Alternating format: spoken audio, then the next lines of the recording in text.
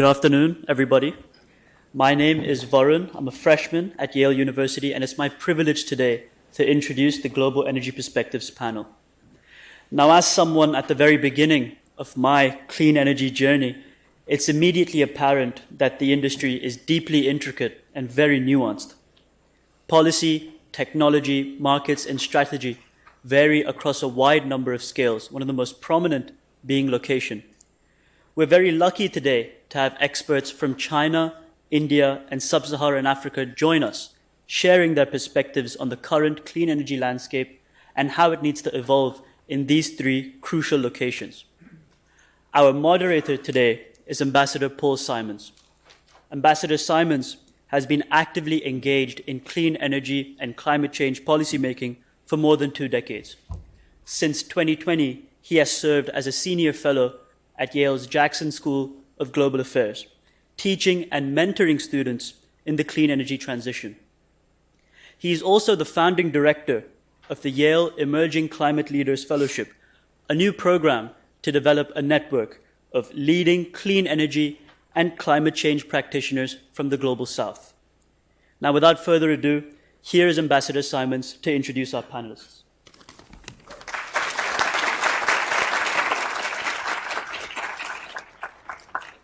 So, thank you so much, Varun, for the kind introduction. It's great to be back here. This is the second year that I've been invited to participate in the Yale Clean Energy Conference. And I'm really honored to be joined on the stage by 3 absolutely top climate practitioners representing what I think are the 3 poles of most important climate action between now and 2050 and beyond. So it's great to have my good friend Binbin Wang here. Binbin is a Yale World Fellow, but she's also one of China's most prominent intellectual climate leaders. She's really been out in front for years, running the climate change communication program in China, working academically, working with the government. She's really something of the right hand of the Chinese chief climate negotiator, Xi Jinping. So we're really honored to have Binbin with us. We're also absolutely delighted to have Smita Rakesh with us from India, a country which is developing a huge middle class, which is going to be the source of enormous economic growth and clean energy growth over the next few decades. And Smita is an activist. She's a partner at Social Alpha, which is an organization that deploys clean energy solutions from a community perspective. She's an extraordinary innovator and also a Yale World Fellow. So we're delighted to have 2 of our most prominent Yale World Fellows. And we are finally absolutely delighted to have Andrea with us. Andrea, who's also a participant in the certificate program here at the SOM. Andrea Aricale, he doesn't look African, but he is the expert, one of the experts on energy access in Africa, working as a consultant for the World Bank in their Global Energy Solutions Group for many years. He has previous work at the Economist Intelligence Unit, and he is ideally positioned to provide us the perspective on Africa and some of the energy access challenges that he works on day by day. So it's a great panel, and so let's get right into it. So I'm going to ask, first of all, each of our 3 panelists for some very brief introductory remarks. Just introduce yourself quickly. Perhaps just say a few words about your current position and outline a little bit about how you got passionate about clean energy. So, Binbin, why don't you go first? Yeah, sure. So thank you, Paul, for the so warm introduction. And my current position is the Executive Secretary General of Global Alliance of Universities on Climate, and I also the Associate Dean of Institute of Climate Change and Sustainable Development at Tsinghua University. At the same time, I take care of Minister Xie Zhenhua, China's Special Envoy on Climate Change. He has a special climate fund, and we sponsor new ideas towards the net zero future. And why I feel so, optimistic on climate. So my starting point on climate is Copenhagen. It's in 2009, the first COP for me, COP 15. So I witnessed what happened in the previous years, full of ups and downs. And nowadays, more than 136 countries have announced their carbon neutral goals, together with thousands of multi-stakeholders. So I think, wow, yes, it's when we talk about carbon neutral, it's about renewable energy transition, green transition. So, and all you guys are in this field, you are expert. So we together really can change the world. So this is why I'm, now I'm a stubborn optimist. Thanks, Bin. We need that optimism. Smita, over to you. Sure. Such a privilege and honor to be here, and you're too kind with your words and with the introduction. As Paul said, I work on supporting clean energy and climate solutions in India, essentially those that work on avoiding GHG emissions, but also at the same time looking at solving development challenges that India faces around energy access, around livelihoods of low-income communities, especially small and marginal farmers, around problems such as waste management, and also ensuring that those who are most vulnerable to climate change are not going to face the brunt of, as we transition to clean energy and to climate neutral solutions, we don't sort of make them suffer the second time over.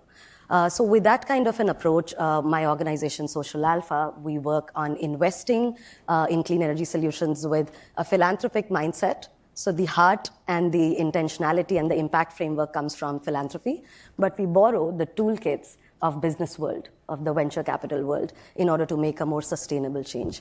So we make equity and grant-based investments, but more than that, we also support, we run a network of incubators in partnership with governments and industries to support these innovations in their lab-to-market journey. And we also run a range of accelerators with very specific goals around product trials and scale-up. In fact, we've recently been running a program and an entire initiative that scales up energy access solutions that intersect with livelihood goals, because there are many successful pilots waiting for funding to be scaled up in countries like ours. And why am I passionate about this area? I mean, I come from India, where while we are the third largest energy consumer, the per capita energy consumption is less than 1/3 of the global average. And India's energy consumption is expected to rise by 400% in the next 25 years. And as the most populous country, that's going to mean something for the world. So it is an area very, very critical to global climate action conversation. Thanks so much, Smita. Andrea. Thank you very much. Paul, it's a pleasure to join you, and distinguished panelists. It's fantastic to be here with you. I think it's a perfect segue from what Smita was saying, my personal introduction. I'm an energy specialist consultant with the World Bank, where I provide operational support, technical assistance, and knowledge leadership towards achieving universal energy access in client countries, particularly in Sub-Saharan Africa. I focus on distributed renewable energy, mostly standalone solar for households and businesses, and how the energy access sector developed in these last years shows where is my interest right now, which is reaching the most vulnerable, the most rural areas where the affordability is so low, and it's very hard to find a business model that actually works. What I support is also the electrification of public institutions to provide sustainable, reliable access to electricity to schools and hospitals. And in doing so, I lead a multi-stakeholder partnership within the World Bank for public institutions called DARES, where we bring together the entire World Bank groups and other stakeholders from outside to accelerate the electrification of public institutions, leveraging the private sector. How I got here, it's a little unique in the sense I'm a law graduate. I have nothing to do with energy. However, after my law degree, I decided that I felt the need to make an impact. And what's best than energy and climate? I got passionate about development, and with some virtue, admittedly, and help from Lady Luck, I started to work for the World Bank. But what really triggered my passion was after focusing on research and analysis for many years, I said it wasn't enough. And I started to get my hands dirty with operations. When you start to see the real impact you make somewhere, your life will not be the same. The level of professional reward and satisfaction that I started to get, and the personal sense of accomplishment that you get when you see what difference you make, it's really unique and warms my heart until now. I'll stop here. Thank you. Well, thank you, Andrea. We have 3 absolutely skilled professionals here, but also you can feel that kind of human warmth, which is really great. So it's great to kind of feel the passion. So let's move on to our discussion on technical issues and policy issues. And of course, there's a very important event coming up at the end of this month, which we are all eagerly awaiting, which is COP28, possibly the most important climate change conference since Paris in 2015. A lot of expectations. And even though each of the 3 of you are not actually formal negotiators for your respective countries, I'm going to ask you to sort of put the country hat on and talk a little bit about what it is that India, China, and Africa are looking to bring to the table at this COP. What are the primary interests? What are the primary goals? So perhaps, Smita, we could start with you. Where does India? India was the chair of the G20 this year, played a outsized role on the global stage. How is India going to approach this year's COP? Well, I mean, based on my understanding and what came out of the Delhi Declaration, the G20 as well, I feel like common but differentiated responsibilities is again something that's going to be pushed. And my sense is India is going to be assertive, more assertive than even before in this year's COP. I mean, I believe India's stand has always been assertive and yet collaborative. So I think the conversation on, there's going to be a push. I'm guessing developed countries will feel a pushback from India. And if you see from the like-minded developing countries submission that India made on behalf of the LMDC countries, it basically pushes back on global stocktake, which is going to be one of the most critical parts of COP this year. Assessing how we are performing, especially the developed countries are performing on their commitment with the NDCs made during the Paris Agreement. So I think an introspective and a more honest assessment is something on the table, and it'll be interesting to know, how other countries have performed, how all countries have performed on their commitments. I also think one of the interesting things that I liked in the submission by the like-minded developing countries is around defining the idea of equity and expanding it. So not just equity amongst nations and for individuals, which is how it is understood to be, but also expanding the definition of intergenerational equity to also include escaping the poverty trap, because that's very central to the problems that a lot of developing countries are facing right now. And also equity in using the carbon space. So some of those conversations, I think, are going to be good pushbacks, which I think the developed world needs to be ready to face.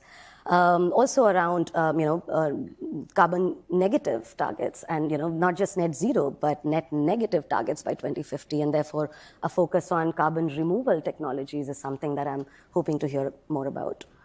And more on maybe loss and damage funds and including developing countries. But I feel like that conversation anyway is going to be the center stage, given that this COP is going to be, is looking at a theme on inclusion and adaptation in a big way. Yeah. Fantastic. Quite an active role for India this year. I'm hoping so. And Bin, you've been very close to China's chief negotiator for many years. How do you see China playing itself this year as a COP? What will be the main issues, main concerns? Yeah. So I think why, as Paul mentioned, this COP is so important is because it's a year for global static. Yeah, so every country, all countries, we should review what we have done, whether we are satisfied with it, and where we should go. So this is like a historic point for all of us to pause, zoom in, and zoom out. Absolutely. Yeah, go back our balcony. And for China, I tracked China's transition in the previous years. You know, in 2009, China is a follower and try to learn how to participate in the global climate governance, how to play and contribute, in a proactive role. And then you can observe like just before Paris Agreement, post first COP, right? COP 21, and China, US, announced the joint statement, and China, France also have another joint announcement. I think these two paved a very solid base for a successful Paris conference. And since then, China realized that, if I do more, I can really contribute a lot and show the collective leadership together with the US and the EU. So now when we talk about climate change, we all know that we cannot just put China aside. We should involve China. And for this year, I think China now is working very hard, prepare for their review their own stock. And the point is, I think it's an opportunity, or maybe first is a challenge. The challenge is that how to help the world understand China correctly, or in a proactive way, in a constructive way. And I stay here. I have been here for more than 3 months as a World Fellows, and all the the dialogues, the talks about China's carbon neutral goal, started to say negative. But as I observed, there are a lot of misunderstanding, and I think it's mostly because of the COVID and the information gap there. And I can give you 2 cases. The first one is about China's carbon neutral goal. And most of the time when we mention China's, goal, what's that? Who can tell me? China's carbon neutral. 2060. 2060, right? But the Paris Agreement mentioned we should reach carbon neutrality in the middle of this century, which should be 2050. So sound like China didn't, contribute a lot, right? It's not a very good guy. And I participate some process, when China prepares the announcement about the carbon neutrality in 2020. And actually, the proposal is that China really need to release ambitious goal, but considering, the domestic challenge, in COVID, how China can really keep the economic development as same as other countries, and how can make sure, the social problem in China will not impacted by such a rapid green transition, how to match the domestic map. So finally, China's carbon neutral goal, please, is before 2060. So we didn't choose by include 2060. China chose before, which means China will reach carbon neutral goal before 2060. And I think China try its best to show the ambition, but unfortunately, seemingly the international community didn't get this point. So this is one case. China has ambition, but we didn't understand it. And the second case is about nowadays there are a lot of media reported, China, you back to coal, you rely on coal, and there are a lot of coal mining open again. And I think we can look around, countries in Europe also met this kind of problem, like Germany, right? And or even in US. So different countries, like carbon neutrality is a really new sense for all humankind. And there are no existing pathway for all of us. And we should explore the creative road. And it should base on the context of each country. So for China really now move back a bit on coal. It's because, as I mentioned, the difficulties caused by the COVID.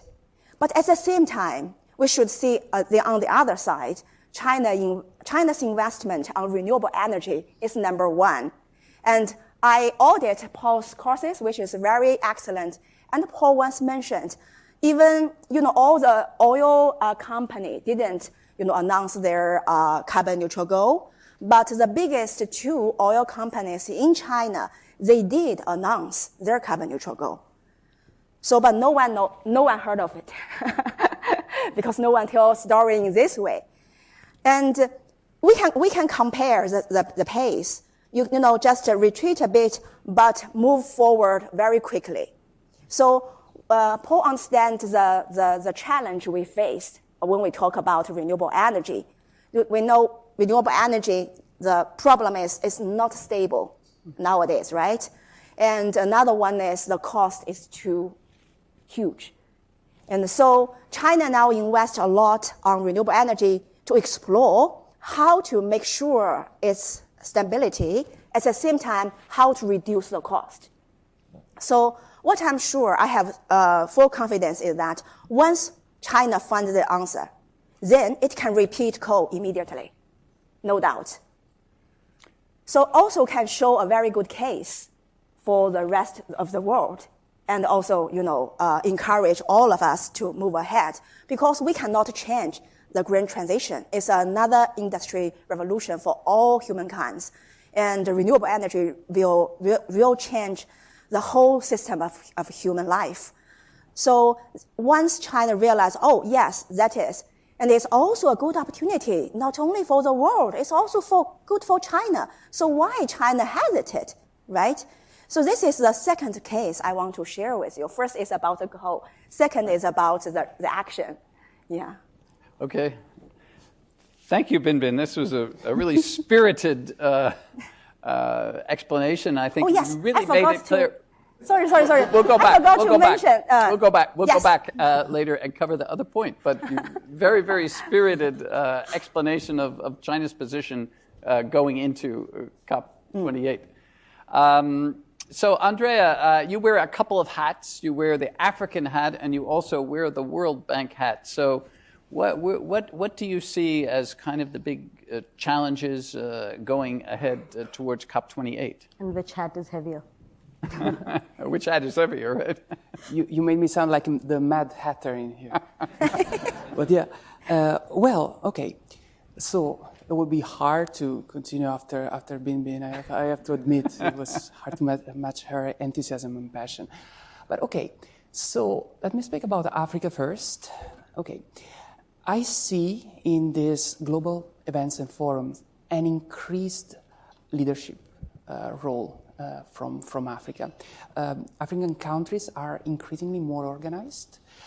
They are following leadership of some countries like Kenya, particularly, as the President Ruto really made a priority to speak up for the entire continent. And I feel that on the African continent, there is an increasing need to have ownership of the development projects that are being built in the country. Also, there is an increasing need for equity, in the sense that what Smita was saying, it's very hard to require from developing countries the same level of engagement that you would expect from a developed country in terms of the energy transition. It's much harder because the infrastructure is not there, yet somehow we expect developing countries to just commit to renewables 100%, and that is very hard. We don't take into account technical issues such as redundancy or such as the cost of investment. It's very hard, and I think we need to open our eyes to what this means. I cannot expect Malawi to give the same commitment to renewable energy as the UK, because if there are no wind resources in the UK for a couple of days, you could fire up a coal plant. What do you do in Malawi? It's not going to happen. So I feel that there is an increased vocality from this point of view. And on the other hand, now the World Bank is making it increasingly important to address climate issues. Now the mission of the World Bank, that's ending poverty and boosting shared prosperity, now added a little sentence, a few words under the guide of the President Banga, who's was an incredibly interesting fellow. If you want to listen to his speeches, they're amazing. Ending poverty in a livable planet. Now, livable sounds a little, right? You would like a thriving planet, but regardless of that, the message is that climate is key. Because if we end poverty in a planet that is not livable, yes, of course, we'll end poverty, but we'll also end us all, right?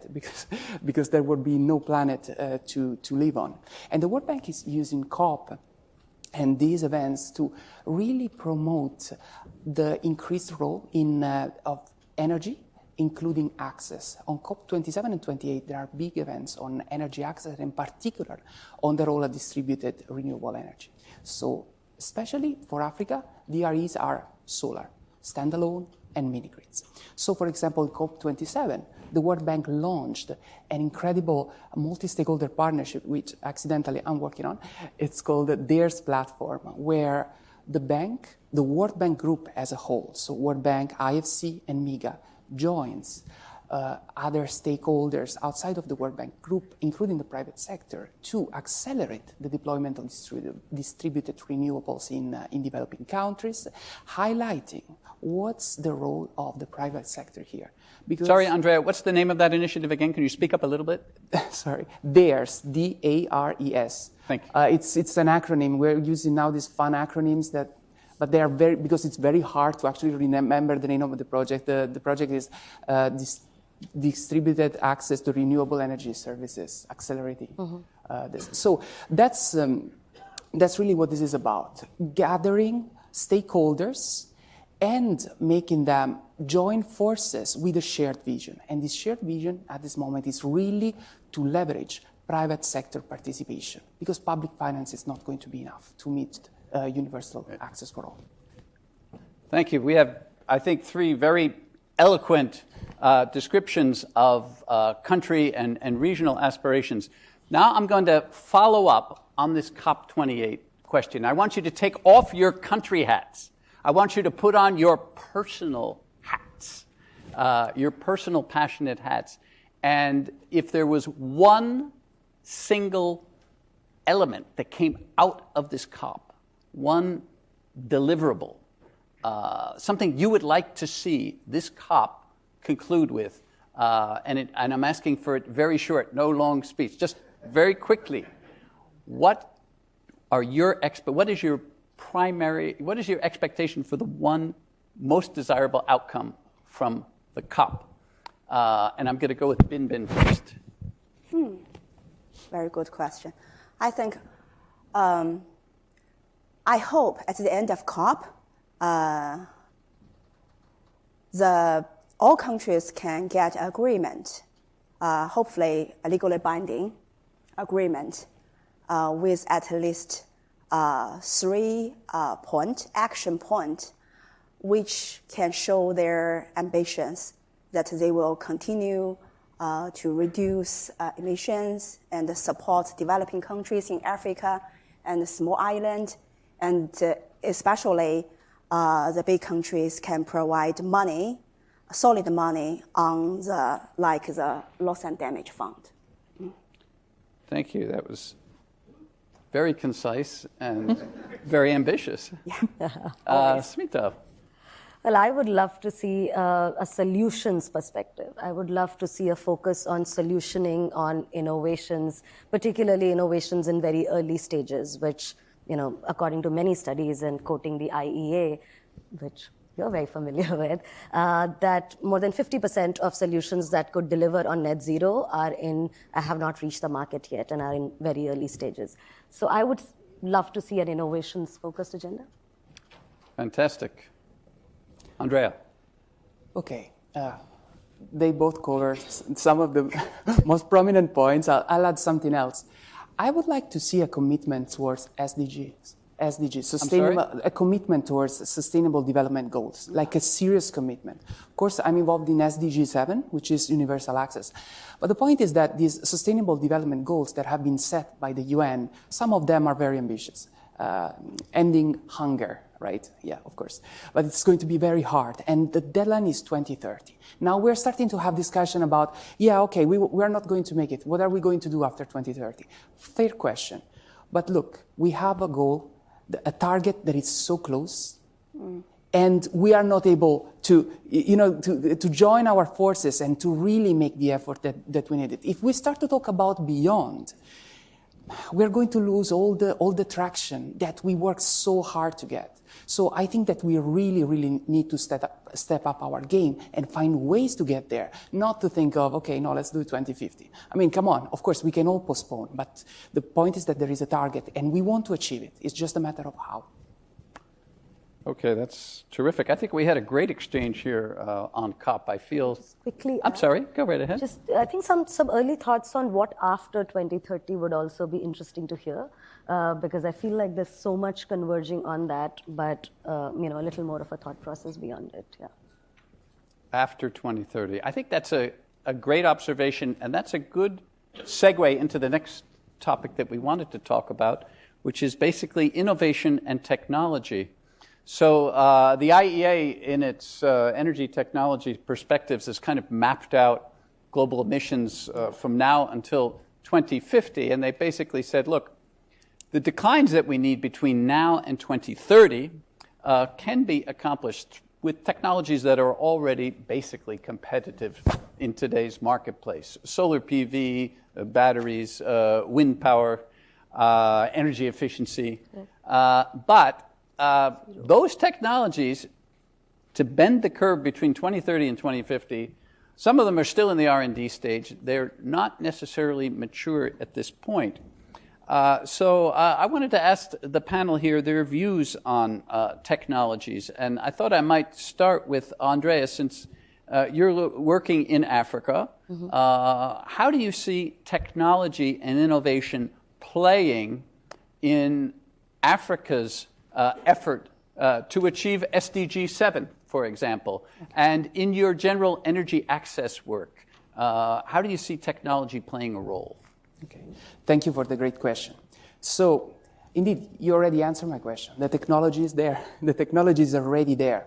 But that doesn't mean that our work is over, because deploying technology, we have to see how. How do we use the finance? How do we structure the projects? And how do we make client countries, from the World Bank's perspective, to really own the approach that we are proposing?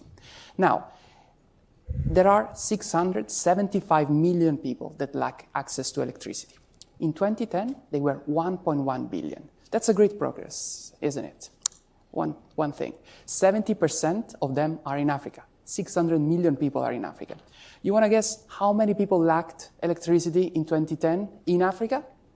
The same number. You know why? Because deploying access solution basically just kept up with population increase. And so with this projection in 2030, we still have 600 million people lacking access to electricity. That's absolutely unacceptable, because things are actually getting harder for us.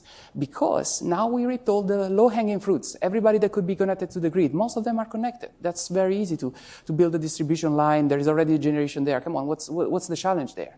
Now it will be leaving no one behind, meaning very rural areas, no affordability, displacement settings, host communities, fragile countries. That is going to be our challenge. So it's going to be harder and harder. And this is where we need innovation, technological, but also deployment, like project innovation, finance innovation. We need to change approach. So the innovation here is we see what worked until now. And we know that it doesn't work anymore. We can't go around that path anymore because the low-hanging fruits have been reaped. So what do?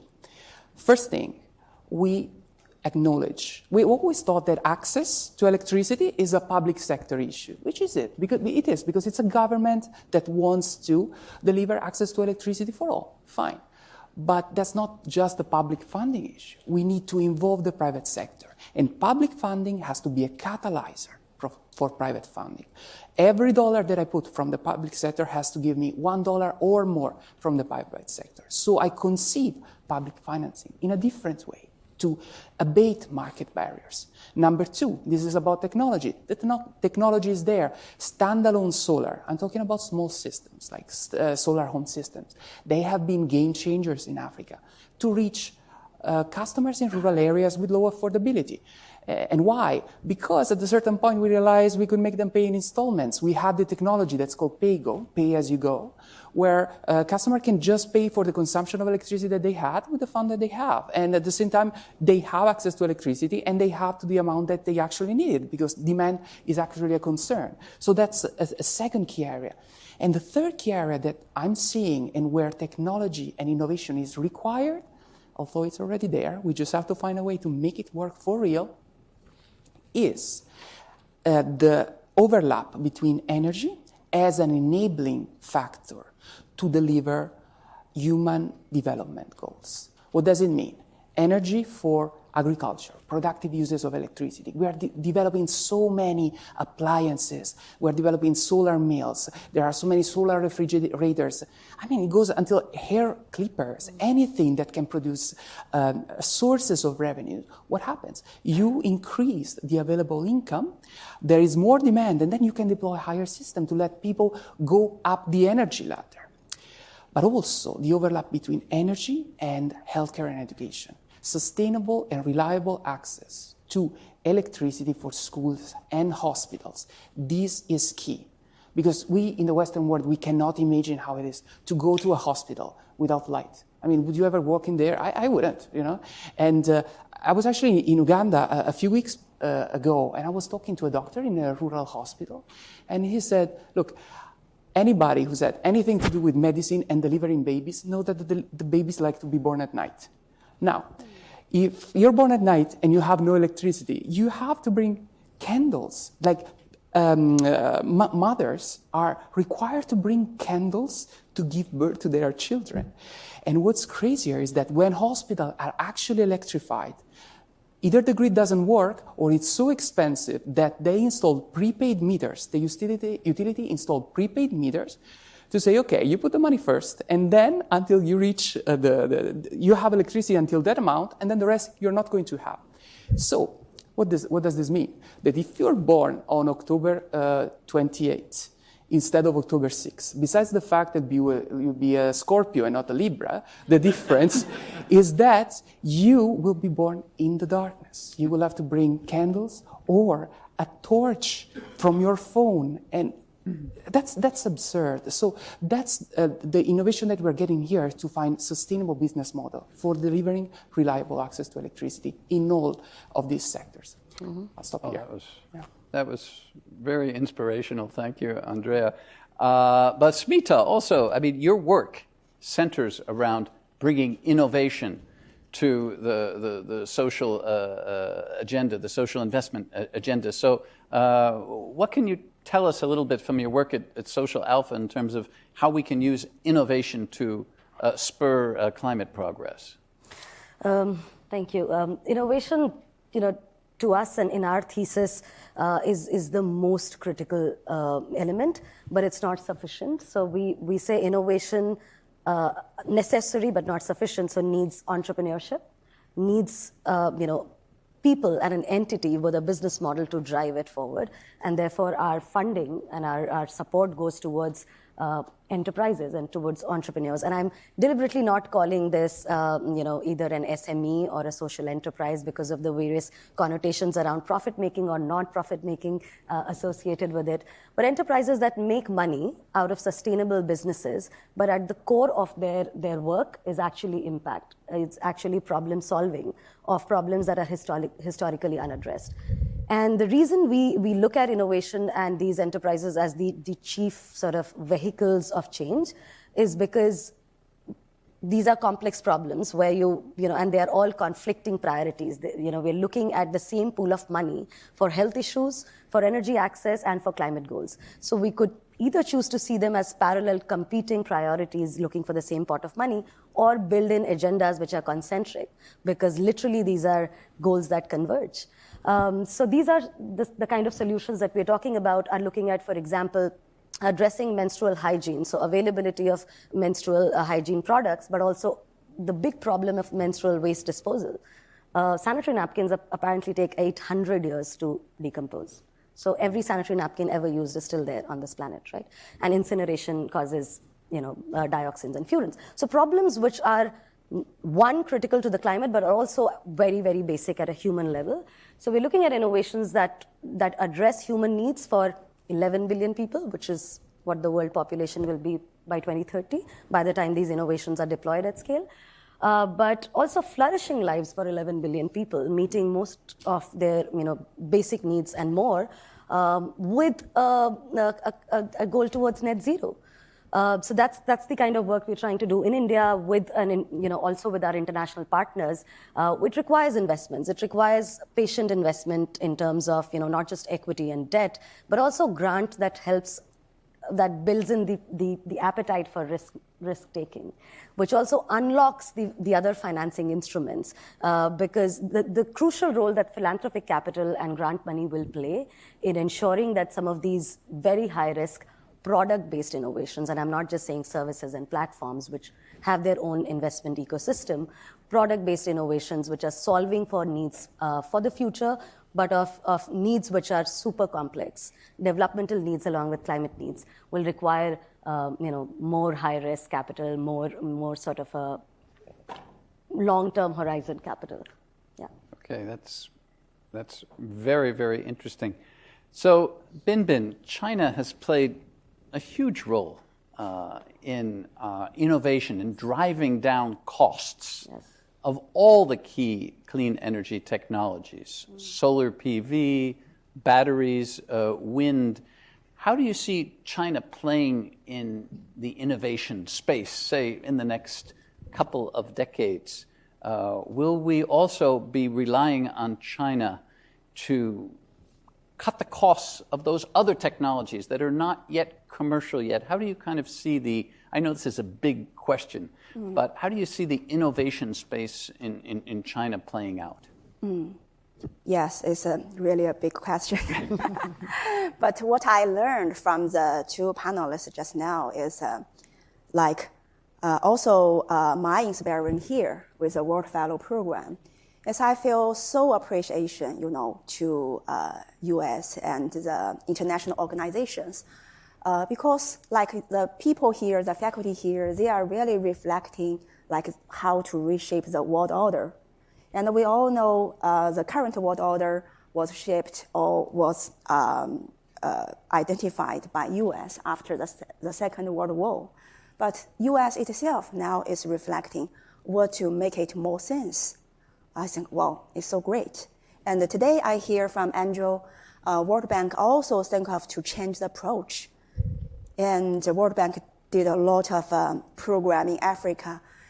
And a lot of my friends learn from World Bank's approach and the strategy and follow your style to working there. So I think this is the most important thing that the pioneer, they are reflect. They are trying to learn from the lessons. And they show the pathway where the followers can go ahead. And from this perspective, China is a newcomer to overseas investment, in Africa. So I think China should also learn from World Bank, from the other countries, how to do better. To be frankly, currently, I don't think China play a very good role in Africa, although China contribute a lot of money on that continent.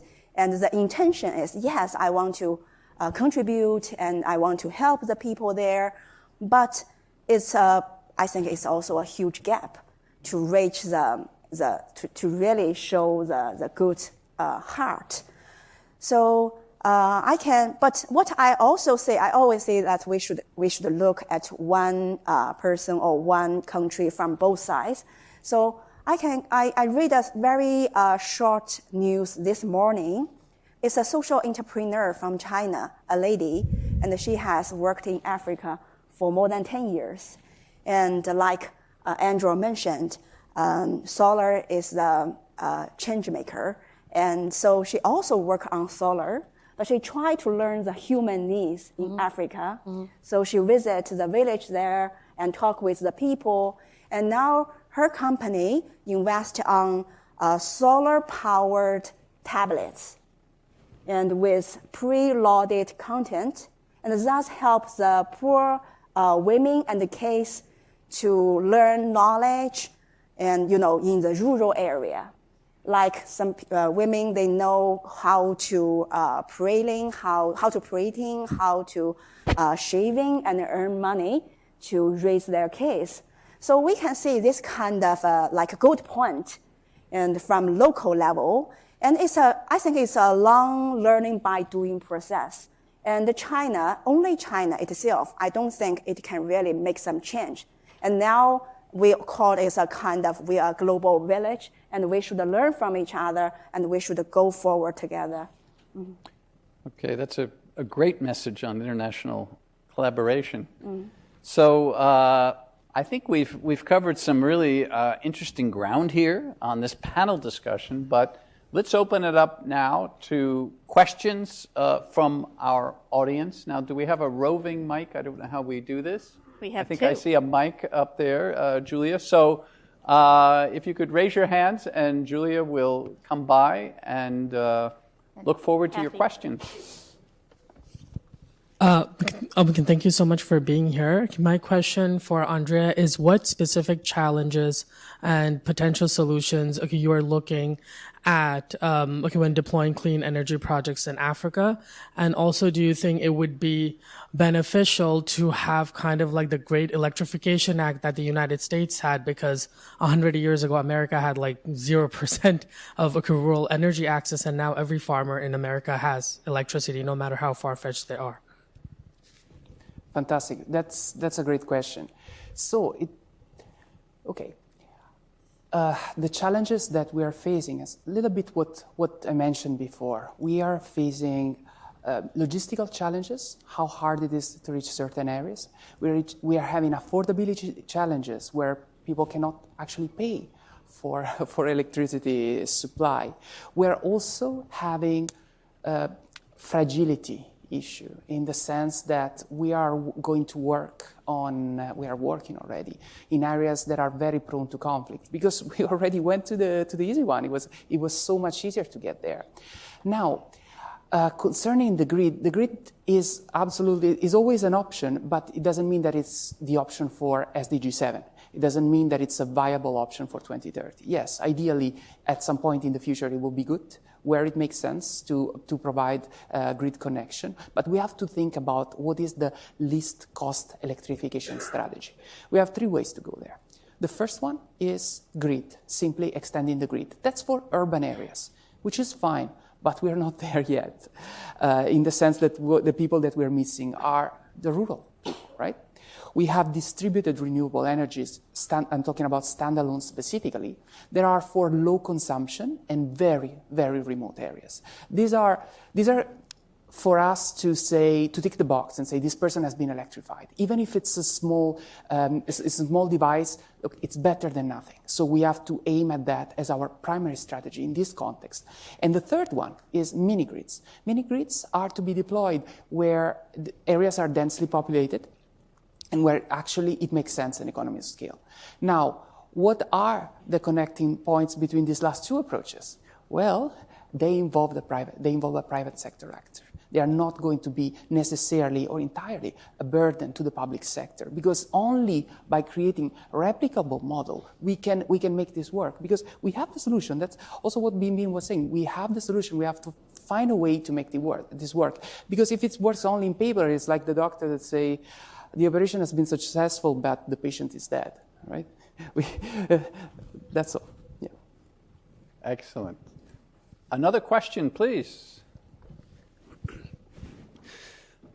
So much of the developing world is early in its decarbonization journey, and there's more of a challenge to decarbonize because energy from fossil fuels is critical to raising low standards of living, making it maybe a more arduous task than a country with more momentum like the United States.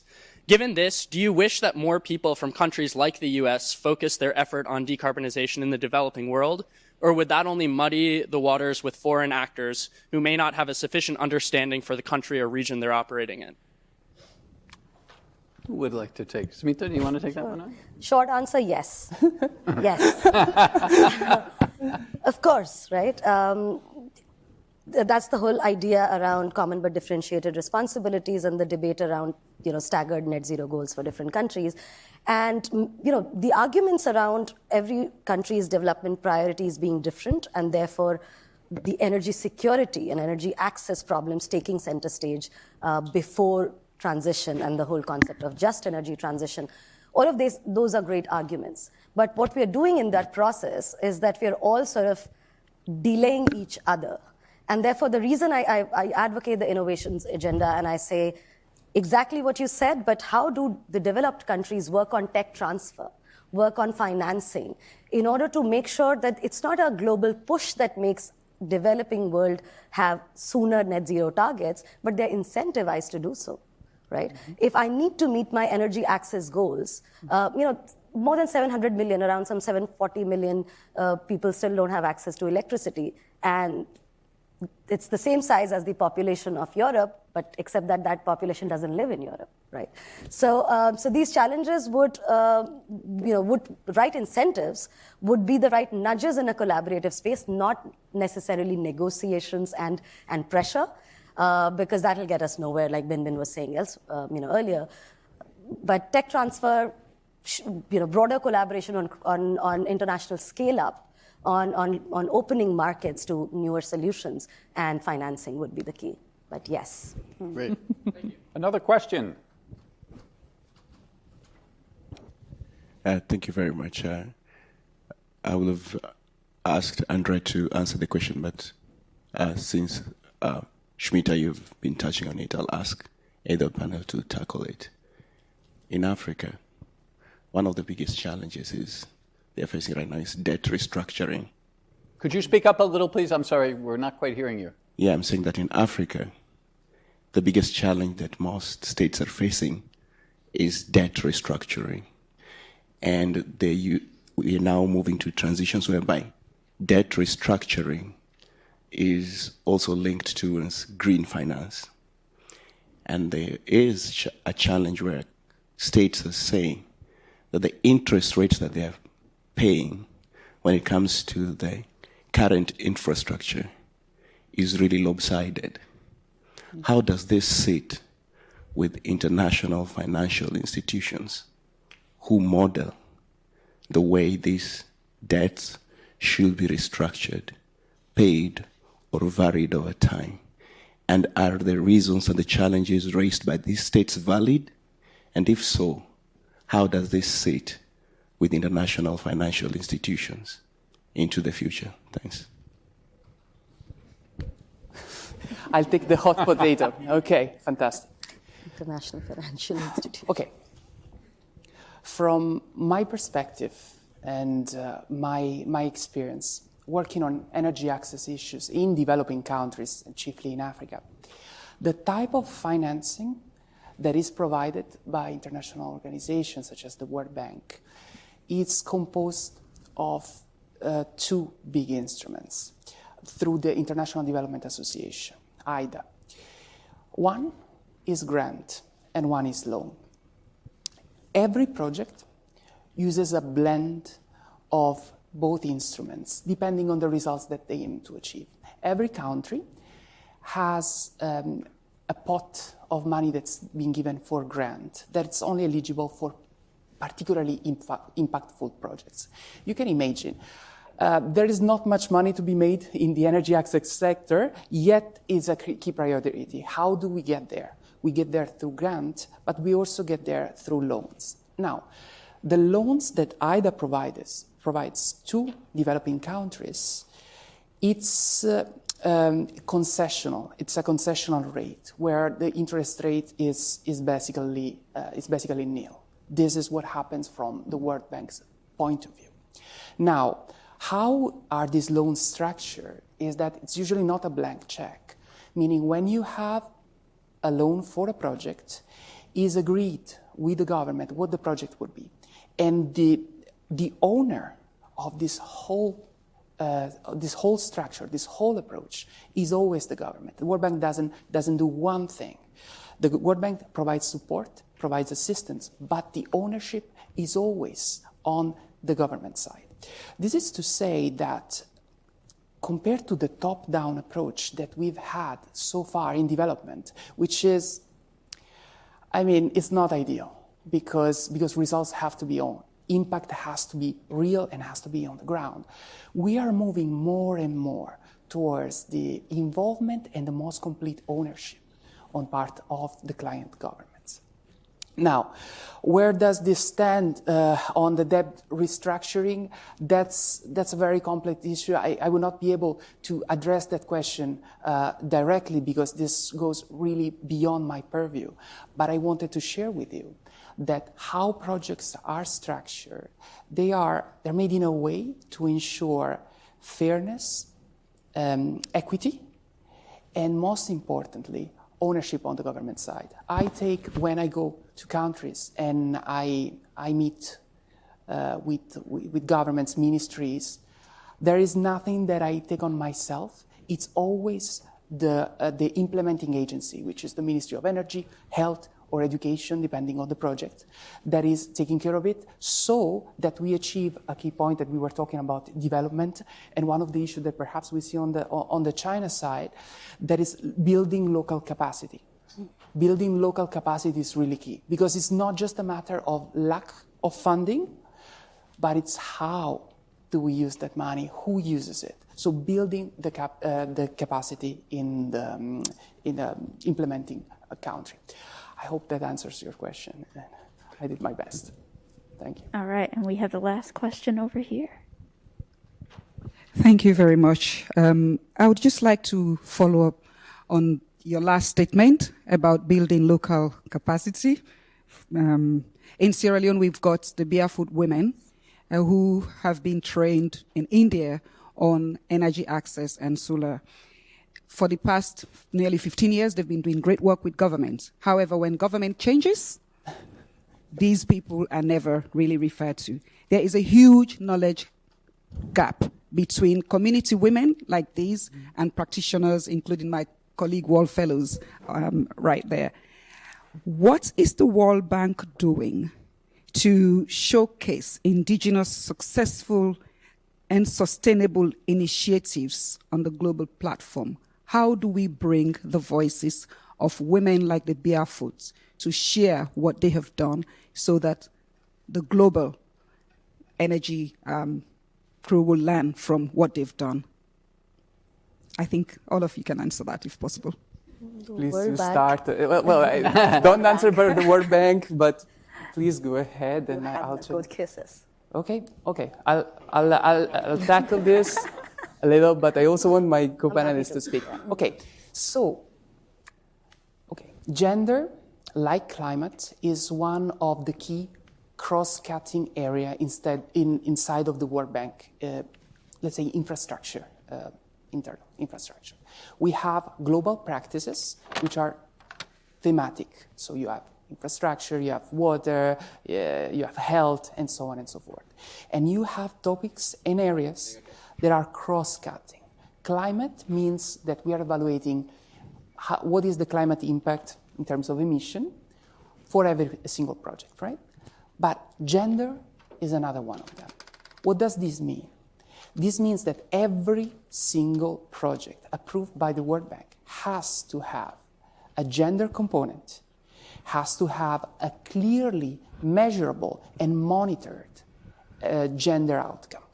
Whenever I have an energy access project, I have always indicators of how many people provided with new or improved electricity services. How many of them are women? How many businesses are provided with new or improved electricity services?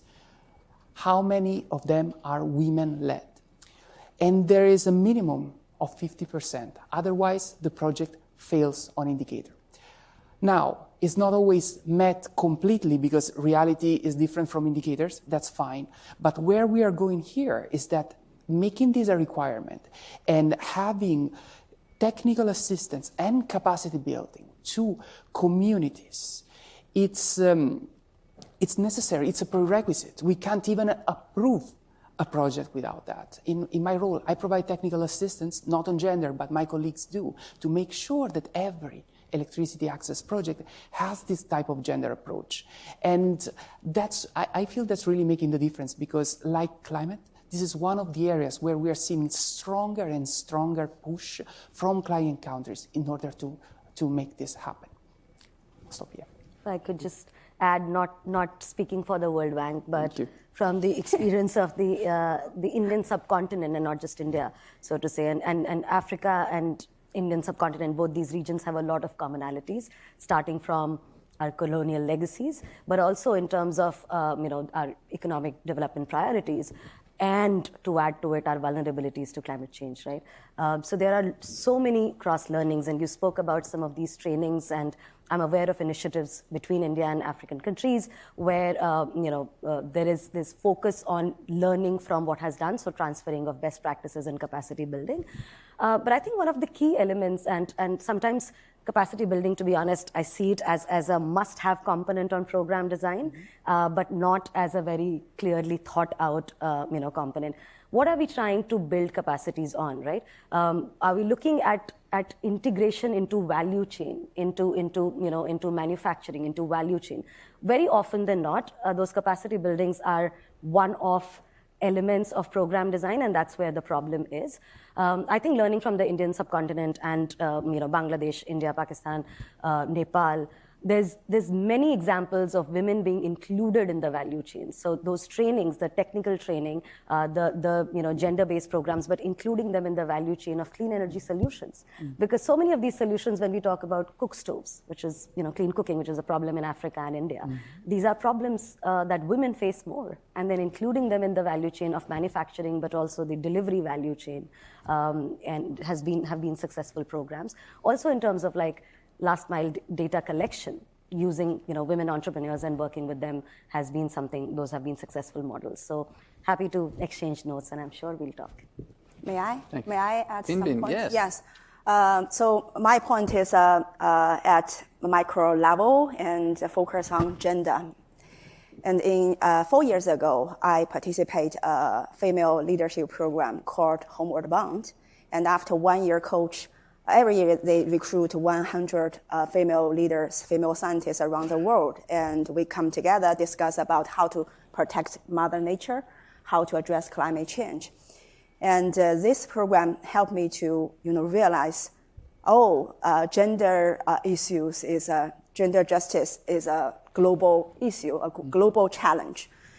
And right before World Fellow, Susu, our fellow from Sierra Leone, sent me a message. Hey, my colleague, could you tell me the number or some data about climate and gender? And before Susu, UN Women in China also came to me because they know me. They know I once participated in this kind of program. So they check with me. Hi, do you have any data, any research, any paper about climate and gender? Sorry to say, no.